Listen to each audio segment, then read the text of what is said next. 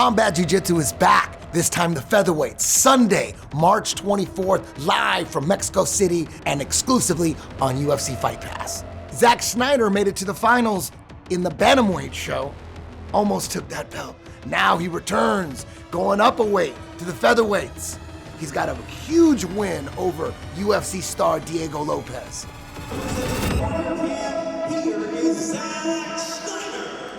This will be my fourth appearance on Combat Jiu-Jitsu Worlds. Each of my first two rounds, I won my first round and lost my second. I beat Duck Jitsu and then lost to the eventual champion, Elias Anderson. Second time around, I had Diego Lopez, who's now crushing it in the UFC. And I was able to score an arm drag straight to a rear naked choke about a minute into that match, followed by getting heel hooked by Jordan Hawley in the second round. Before my third time at Combat Jiu-Jitsu Worlds, I went from getting knocked out in the quarterfinals to making it all the way to the finals with some dominant performances.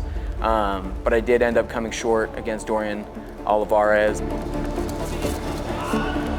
I'm feeling good. I'm feeling big. I feel like every time I walk into the gym, people are telling me it's the biggest they've ever seen me, and I feel that way as well. I don't have any injuries coming into this.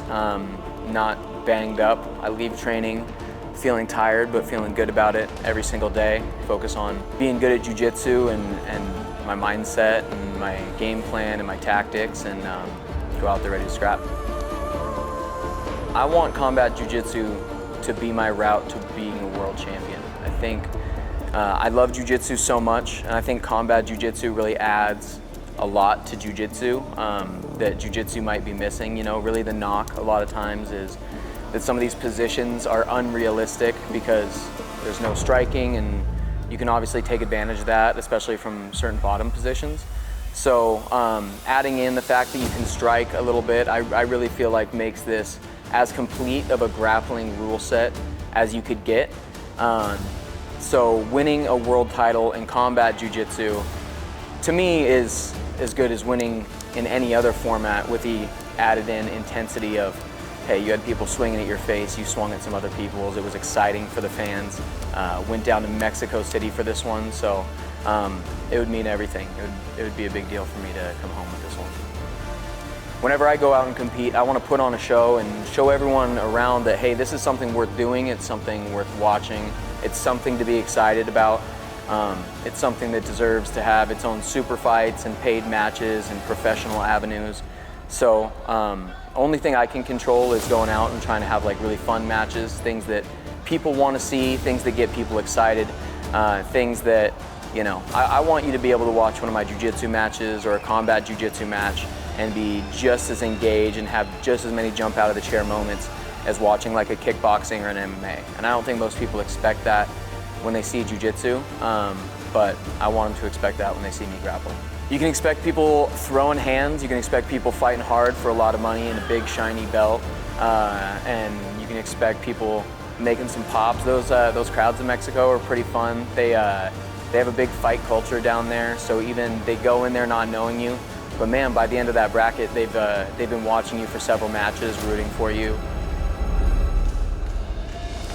That last time when I made finals, having a bunch of people come up to me and give me pats on the back and want to take pictures and everything, it's a little reminder of, you know, hey, we're entertainers out there and also like trying to be some warriors, trying to put on a hard face. So you only get so many chances at this. Combat jiu-jitsu for me, I'm competing at 35, 45, and that means it comes up maybe once a year, once every 6 months, somewhere in that zone. So I only get so many cracks at this. So when I do get a crack at it, you know, I want to bite down to my mouthpiece and go make people remember.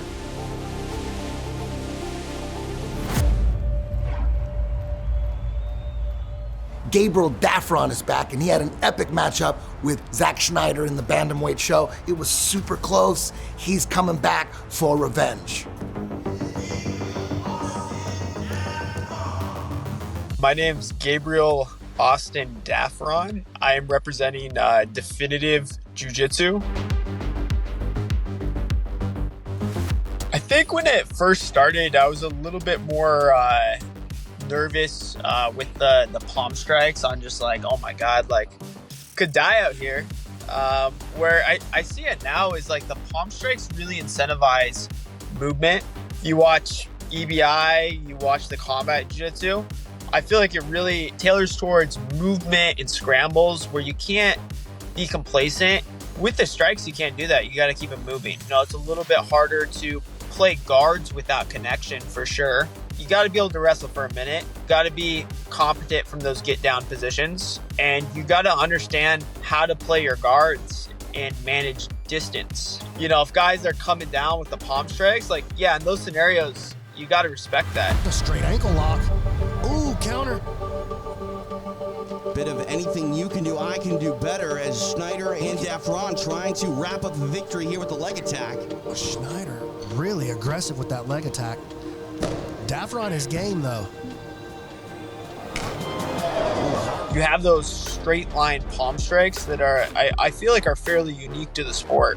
Combat jiu-jitsu, it's a more combative jiu-jitsu. That's as simple as that. It's jiu-jitsu with strikes. It's a simpler form of jiu-jitsu, and it's less complicated for the viewers who don't know what jiu-jitsu is, because there's a pretty clear indicator during the match of who is winning, with their jiu-jitsu or getting slapped. It's a little bit easier to tell, hey, this person's winning because this other person's taking damage or they're being controlled. Dafron looked him straight in the eye and smacked his own chin and said, hit me. And he delivered for him. Ladies and gentlemen, we got a fight on our hands. It's always a fight. You always gotta go out there. You gotta fight your grips. You gotta fight with your palms. You gotta go out there and scrap. 50-50 senkaku, honey hole, whatever the fuck. Oh, guy gets cracked in the face. Ah! It's simpler. It's like, hey, the person who knows no jiu-jitsu understood that person just got cracked in the face. You gotta have that dog. You gotta get hit in the face, and you gotta be like, all right, that shit's happening. Kind of goes back to the old school, Gracie Jiu-Jitsu back in the day, gets a little bit more back to that. Win, lose, or draw. I give my 100% out there. I don't have boring matches. It's as simple as that. I'm going for it. Top dog, underdog, whatever it is. Ooh, he gets in deep. That is not great for Ben Eddy. That is a deep, deep entry. He's working on. Oh, there it is, and he's done. Gabriel Dafron. I'm going to feel what it feels like to be up in that elevation. I'm excited for this event. It's going to be epic because I set out to be an EBI champion when I started jiu-jitsu. It is my destiny to get this fucking combat jiu-jitsu title, and I will not give up until I get it. So, best guys in the world, hey, they do 35, they do 45, they step up weight classes, they do it all. I came from the 125 division. Okay, big leagues, we're going 35, we're going 45, whatever it is, you got to be in the mix. You got to go out for the trials. You got to go out for these big events that have the best competitors. You got to go step up to the bullies. You got to go step up to the top dogs in the division. You got to go scrap. You got to go compete. And that's how you get better, is you go against really good competition and you don't give up. Well, they call him the Duck, Gabriel Dafron, getting it done. CJJ veteran Ray DeLeon, who actually did the very first Combat Jiu-Jitsu World, is back and better than ever. Eddie was pretty much making CJJ. It was the first one. So leading into it, I was like, oh shit. So just leading up to it, I was a little nervous. And then just even waiting before the match goes up, seeing the other guys compete, I'm like, fuck, it's my turn. Combat Jiu-Jitsu Worlds, #1 underway. Once I went inside, everything just felt like normal. Once you get that first slap in the face, it's like a wake-up call, and it's like, all right, we're just doing it now. Nothing beats the first one. So whenever Eddie says anything, I'm just one of those guys that'll be just like, down, tell me when, what time, what weight, I'm there. CJJ is an amazing opportunity, right? Regardless of the result, what happens, just be going in there, doing something that's new, and it's just blowing up. So just imagine a few years from now, you could be like, yo, I was there, I did it when it started. You're testing yourself against other great athletes. With strikes involved, if you can't say you're down, I don't even know, man.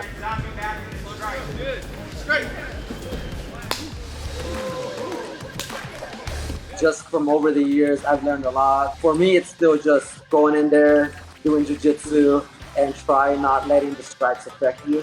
right? It's gonna change the game for sure. Just focusing on that right now, just strictly CJJ. It's amazing to see where it's at right now. Having a class for CJJ really changes a lot. It also helps you out in probably say regular jiu-jitsu class for that. Just feeling the competition makes you a little nervous. Now try upping that by doing a CJJ match. Once you get down from that high, doing regular jiu-jitsu at a competition, like, all right, I'm not getting hit. What's the worst thing that could happen? So like, it's pretty amazing. You're able to get knocked out in close guard, half guard, ashi, whatever position, you could get knocked out right now. As the event grows, more guys are developing strategies. They're training more differently. So I like to go in there and see what happens. If my rubber guard works, then it's gonna fucking work. And if it doesn't work, then let's change the game plan for that match, like in 1 second, or let's change it up in the next. Fuck wrestling, fuck waiting for that get down rule. I'm gonna pull guard, and then if I get slapped, so be it. I'm just gonna go in there and just give it a reaction. If I get slapped twice, 3 times, 4 times, just in order for me to attack, so be it. I'm just ready to go in there and just let's do this.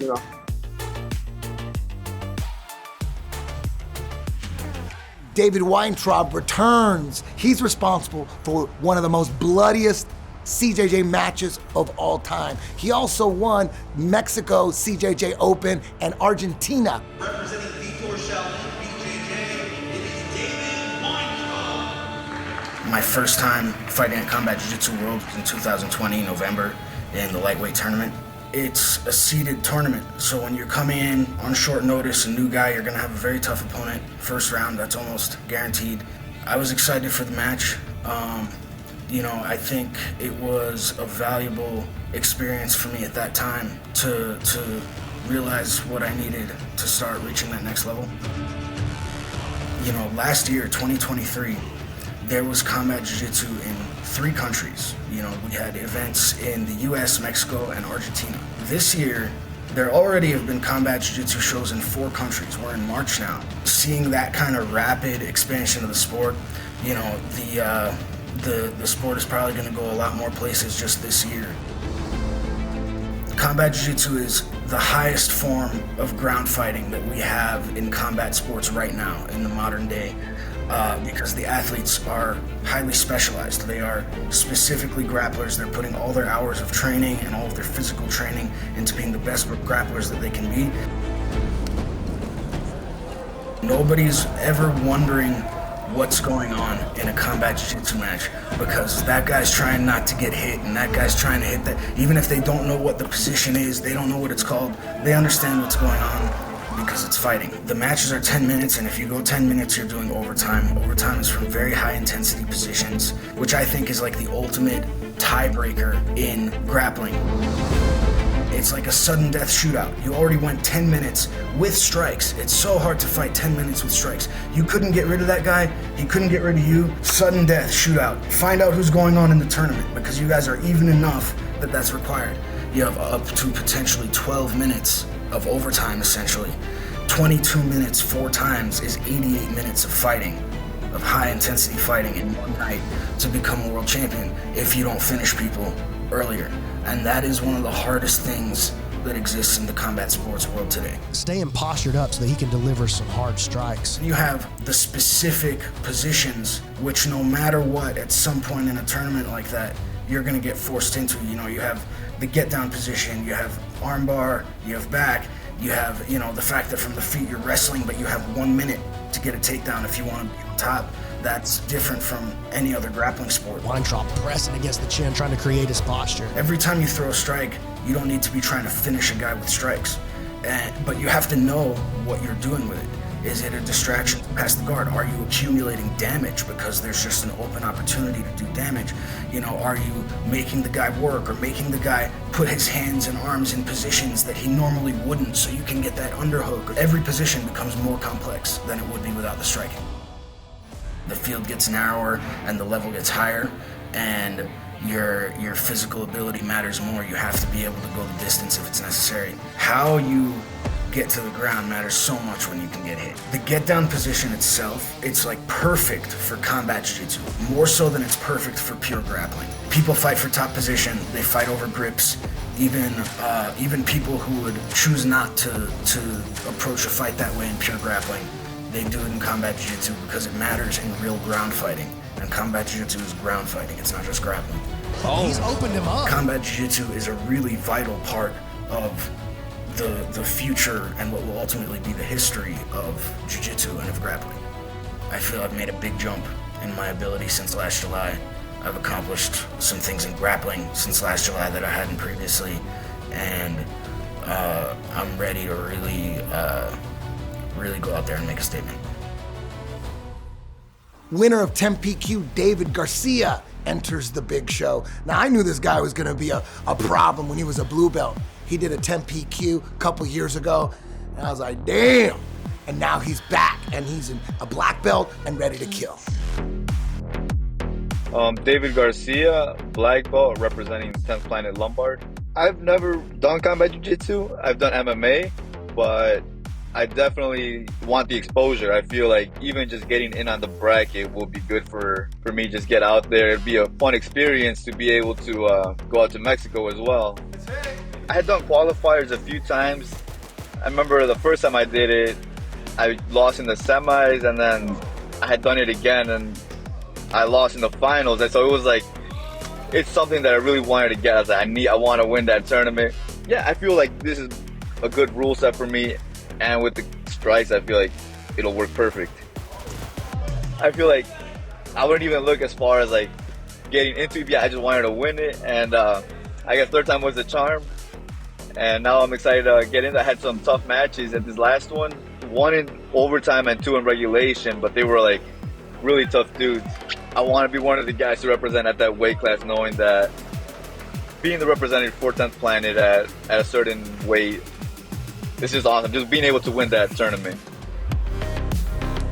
Top style wrestling, fast paced, and it's been a while since I've done some striking, and so I'm excited to show that off once I'm out there, putting the pace on everybody and every single person I get.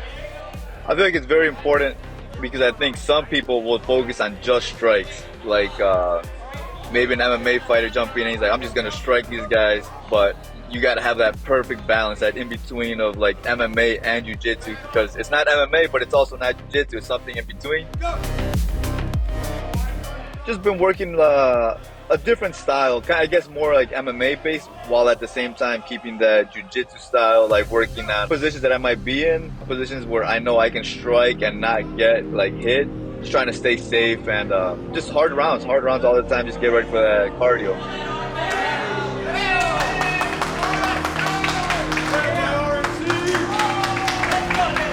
I can hang in there with that MMA fighters, and I'll hang in there with the jiu-jitsu guys. I've always been told that like my style would fit perfectly for it, and I finally got the chance to show it, to be able to prove that it is. I feel like just being top heavy, the 10th Planet style, like on bottom as well. It's like, I think my game for this will be very well rounded. Your bottom game, man. Good, thank you. I've been working on it. I try to stay as active as possible. I feel like I'm always trying to train, always trying to stay in the gym, no matter like the event or anything. Like yesterday was my birthday and I was in the gym twice, in the morning and then at night. So I'm like just trying to stay active and always trying to stay sharp and prepared for the next thing, because you never know when something's gonna come up.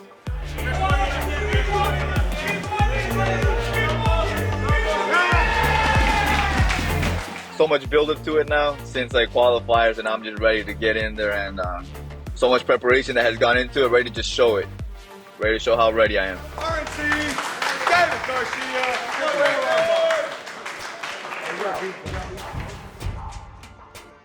The winner of the US CJJ trials, Mauricio Gomez, steps up to the big show. Representing American Top Team, it is Mauricio Gomez. My name is Mauricio Gomez. I'm a black belt in Brazilian Jiu-Jitsu. I've been training for about like a decade. I've been a black belt for about 5 years. I started doing combat jiu-jitsu in 2022. It like kind of helped me complement my fighting, and it helped me get ready for my fights. And it was like, I just didn't think I was going to be that good at it. I'm having a lot of fun with it. I did the Combat Jiu-Jitsu USA qualifier in El Paso, Texas. The first guy, I remember we had to go to the get down rule, and I remember I tried to get him into a leg entanglement. I was on my back, but I was hitting him from my back because I'm comfortable doing that too. I triangle choked him. I had enough jiu-jitsu to be able to sub someone. My second match, I got a triangle from the mount. I was working on my passing, and I mixed it up with my hitting. I put a lot of pressure on that guy, that poor guy. I heard him pant out. He was like, oh, after I passed his guard a second and third time, and I just held him, and I just kept hitting him. My third match, I got the guy's back, and I got him in a straight jacket, and then I subbed him with the rear naked. Similar thing. I literally put pressure on the dude. He didn't want none of that, so he turtled up immediately. A lot of people, I think, overthink the rule set. They're like, oh, I don't want to make a mistake because I don't want to get hit. You're going to probably end up getting hit at some point, And then my last match was against, I remember him, because he's so awesome. He's super inspiring. I've been following his career since I was a blue belt. Jeff Real. It was an honor for me to go against him, I managed to finish him via triangle. That guy's fucking awesome, so... I have a background of doing, just Brazilian Jiu-Jitsu. So, I did my first amateur MMA fight, when I was, a brown belt. I was, 20 years old. It just seemed so different, but I liked it a lot. So, it's very similar to fighting MMA. It's just different with a palm strike. Going from that and then starting to focus on more, just MMA, I already had, the advantage for this combat jiu-jitsu. I have, the MMA training. I do my ground and pound work. I do it all the time when I spar MMA. I train at American Top Team. It's one of the top gyms in the whole world. I go with, really game people, every day. I think I have, the best chances of winning this thing. If you're on the bottom, you got to be pretty quick about getting back up or getting a sweep. So you gotta have some good jiu-jitsu to get back to your feet. If you're on top, you can kind of dictate how things go, as long as you don't make any mistakes that you shouldn't be making. I just want to get the finish, whether it's slapping the guy or subbing the guy, I want it. You just gotta know how to keep putting the pressure if you're the top guy. If you're the bottom guy, just you definitely gotta have a little more hustle in it, because you definitely don't want to get punished too much when you're on your back. You just expect violence. Someone's getting slapped to death or someone's getting submitted. Whatever it is, someone's getting it. You gotta be careful, because there's some really good guys and they do a lot of damage. People get cut, people get knocked out. You just gotta protect yourself. But I'm trying to put the hurt on someone. I've been doing this for years. So the second I go with someone that's doing combat jiu-jitsu, maybe they've only practiced it for a month or 2 weeks. They're gonna see the difference, because I have just much more mat time with that. Yeah, Gomez throwing heat from that standing position.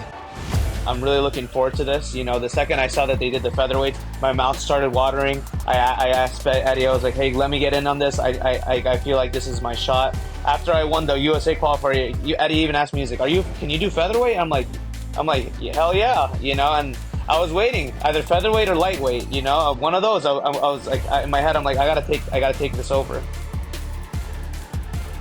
The altitude can be crazy, but I'm sure everyone else is gonna be tired there.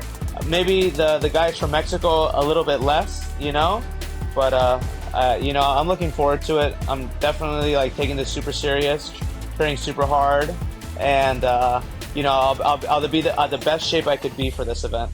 Don't miss this Sunday, March 24th, live from Mexico City and exclusively on UFC Fight Pass.